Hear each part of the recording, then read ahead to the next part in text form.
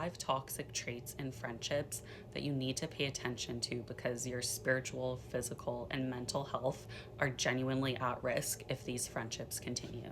These are things that you'll feel and know are wrong, and after you've interacted with them or hung out with them, you'll feel that deep sense of disrespect, of discomfort, of just overall disgust. Something is wrong and off. It just isn't right, and your intuition is trying to communicate this with you, even if you haven't consciously picked up on it yet.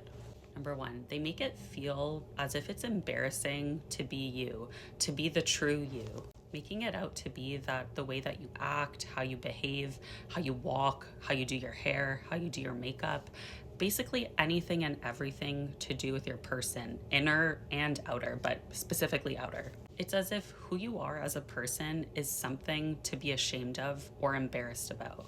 Things about you just aren't quite right in their eyes because they want you to be the version of you that they curated and made up in their mind. The box they have with your name on it is the only acceptable version of you to be. And it frustrates them when you don't comply and you don't act in this way that they want you to. And so they take their frustrations out on you. Number 2, they always seem to be able to highlight your wrongs so well.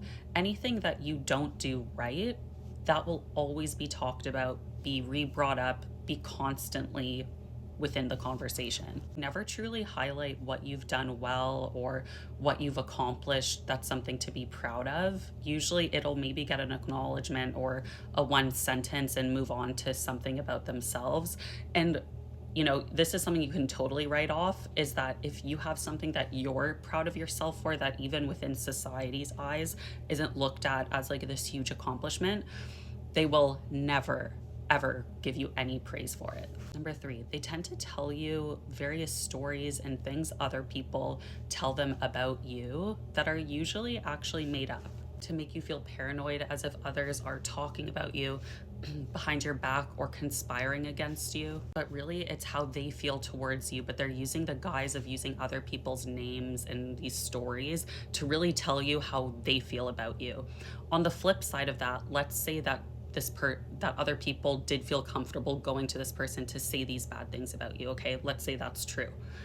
The real question here is, why are other people so comfortable saying horrible things about you to this supposed friend or best friend? It's really giving hater and they hate you, either scenario. Number 4, they pay very close attention to you. So close attention to you and everything that you do that you begin to feel uncomfortable in their presence because you feel hyper analyzed. They notice and comment on your every move, literally. Even things about your appearance, or let's say the way you move your arm, they'll comment on it being weird or strange or off-putting. It's as if they try to poke out every possible insecurity within you, ones that you didn't even have to begin with. And it really conditions you to becoming kind of hyper vigilant with everything to do with your appearance, how you behave, because you feel overly analyzed. You feel like you're being hyper analyzed and overly criticized, because you are. Number 5, they will always weaponize anything you've ever shared, like insecurity or vulnerabilities or like secret with them. They will always weaponize it and expose it publicly to try to get others to also embarrass you, shame you, or just so that you know that others are aware of things that you were once embarrassed of or ashamed of, in order to make you feel and be small. Nothing, and I mean nothing, is sacred to them. If these patterns and these things sound familiar to you, it's time to say bye-bye.